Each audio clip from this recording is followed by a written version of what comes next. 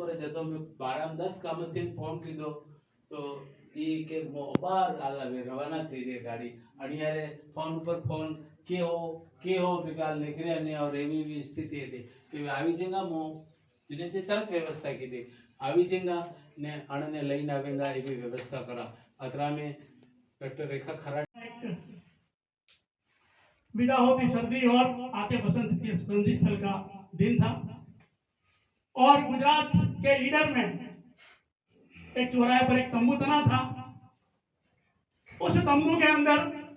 चल रहा था गुजराती साहित्य का एक अधिवेशन। उस अधिवेशन के अंदर मंच पर हम देखते बड़े बड़े साहित्यिक हस्तियां विराजमान थी और उन साहित्यिक हस्तियों के बीच में सिरमौर थे बापू महात्मा गांधी स्वयं। दर्शनीय स्थल बनावी सका तो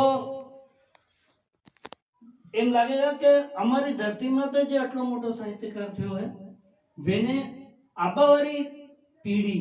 और अबारवारी जे पीढ़ी है ठीक है अबार आपणे आया जे हाँ वी जाणी रहा थोड़क लोग जाणी रहे लेकिन वो थवा बाद और वेनो थोड़ो सो आपणो प्रचार प्रसार भी करो तो एम थाएगा के लोगों ने जन जन में अपनी बात वेखरे पुगेगा आपे मने मारी बात में व्यवस्था ये करी था दियो बहुत बहुत हूँ उदयपुर आकाशवाणी में હતો आकाशवाणी में मारा कुछ वागड़ संबंधी कुछ फीचर कुछ रूपक रेडियो रूपक प्रसारित था तेरे उदयपुर में वागड़ना कोकापुरना एक वकील साहब भवानी शंकर जी उपाध्याय साहब ये स्वतंत्रता सेनानी भी था ने आना सब आंदोलन में हाथे रहा था काय तो ये इतना कड़क था कि ने घर में कोने हैंड पर जैन तक सकतो वहीं रुक जा बिल्कुल विकलांग तो वे कदम भी नहीं हिली सकता था पण कटी नहीं ये रेडियो रूपक सामने मोर पे वक्त मलवा गया पण गाट्यो ने मनी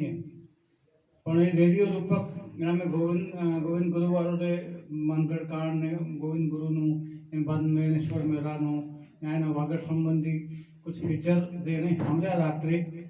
तो एना पास हमारे डायरेक्टर ने फोन करे कि ये फीचर किसने लिखा है और किसने प्रस्तुत किया है उसको मेरे पास भेजो। मैं गया तो मैं प्रणाम करे तू कहाँ का है मैं बेटा मिटे किसका बेटा है घनश्याम जी घनश्याम भाई ने सुनो मैंने बता रहे कि मना आता केम नहीं वो 10 वक्त आया तो मैं गांठता नहीं हो काढ़ी दो यहाँ शुरू थी ने इतना प्रेम थे कि એને કે એવો લગાવી દીધો મારા ઉપર કે એક સપ્તાહમાં 2 વખત તારા આપવો મોટો એંડી નહીં શકું એટલે તને 2 વખત સપ્તાહમાં 2 વખત મારા હાજરી એંડી है ये सुखाड़िया जी ना એટલા એક જેટલા અપરાધિક કેસ ને બીજા કેસ થતા હતા એનો મોટા વકીલ હતા એટલે એને તો જવું એટલે પેલું કાટું કામ હતું હું જાતો તો એને આજે ફીચર સાંભળી ने माथे के इतना प्यार करता था मैंने क्यों एक दारो मैंने हाथ देवा ने क्यों कि भाई मारा हरदेव भाई अभी जाए काले तो आप मूल बात अपने हमरो लायक है हरदेव भाई काले मुख्यमंत्री था हरदेव जोशी ये काले अभी जाए ने मारा एक बहुत बिजा कला है ना गटला है ना मंत्री मंत्री सब बनना गेट में बनने ऊपर रहेगा मुँह एकलो रहूँगा ताली एंट्री रहेगा तो वहाँ अभी तारे एक बात होता है कई भी साहित्यिक कई मांग करी सके जे वाले हर वर्ड तो मैं उन्हें पूछे तो विशाल कहने बता थे 1 घंटा फूटे मैं कहना अवले साहब मतलब दिमाग में है पण अब मना मौका मिलेगा मैंने खबर नहीं थी इन्हें क्यों बोल मैं को वागड़ में आपे पन्नालाल पटेल नाम वागड़ नहीं पन्नालाल पटेल नाम हो એને કોણ ને ઓળખે અનંત દેતા વિશ્વ પ્રસિદ્ધ ઉપન્યાસકાર એટલા મોટા સાહિત્યકાર જ્ઞાનપીઠ પુરસ્કાર મળ્યો કે કેના રહેવાની ખબર હે મને ખબર નહીં કે ડુંગરપુર જિલ્લાનો રહેવા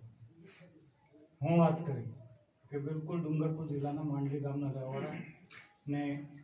આ દાડા સુધી રાજસ્થાનમાં કોણે નથી જાણતું એને કે આટલો મોટો પુરસ્કાર મળ્યો આટલા મોટા સાહિત્યકાર બોલ હું चाहिए मैं क्योंकि राजस्थान की धरती पर डूंगरपुर में एमनो सम्मान था ठीक है सम्मान था बात करूँगा कल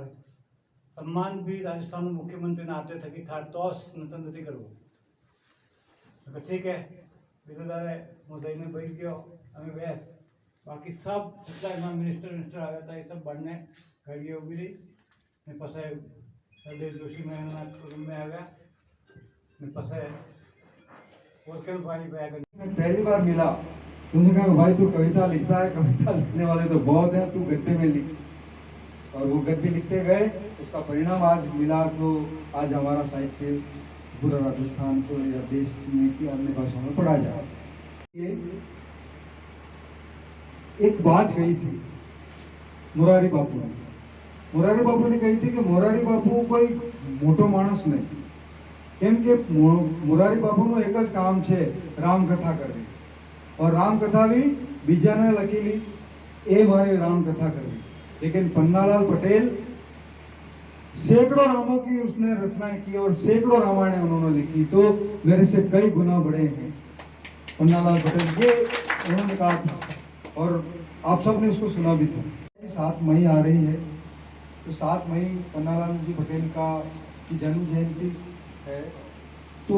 मैंने सोचा कि मैं मेरे बुआ जी या धनेश्वर जी हैं, उनको अक्सर उनको लेकर बातचीत करता रहता हूँ, तो उनके पास जाऊँगा, उनके साथ में यहाँ पर आऊँगा। फिर मैंने सोचा ये तो मेरा स्वार्थ होगा, तो क्यों नहीं साहित्यकार साथियों के साथ में आकर इतनी बड़ी साहित्यिक हस्ती के दर्शन भी हो जाए। एक उनका जो आवास है, उस आवास में बैठकर ये काम होगा, तो ये साहित्यिक की संगोष्ठी नहीं, साहित्यिक साधना हो जाएगी। तो मैंने सभी साहित्यिक रसिक और साहित्यकारों को केवल ये सूचित किया कि भाई ये कार्यक्रम है,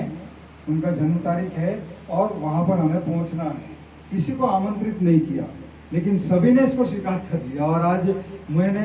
5 की उम्मीद की थी, तो आज 25 साहित्यकार यहाँ इकट्ठे हो। सबसे बड़ी बात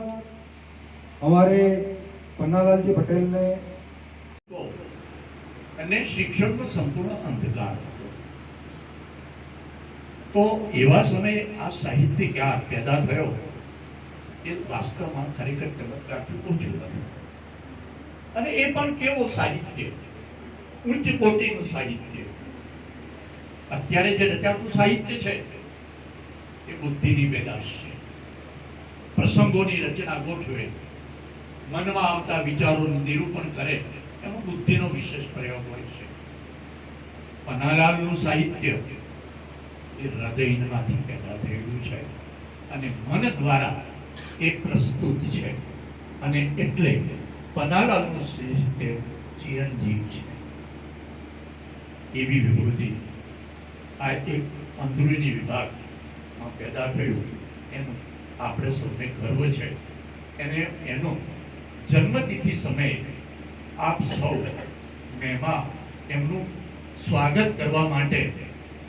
અહીંયા પધાર્યા છો, તે બદલ પન્નાલાલ પરિવાર તરફથી અને માર્કે ગામ તરફથી પણ આપનું સ્વાગત કરતા હું હર્ષની લાગણી અનુભવું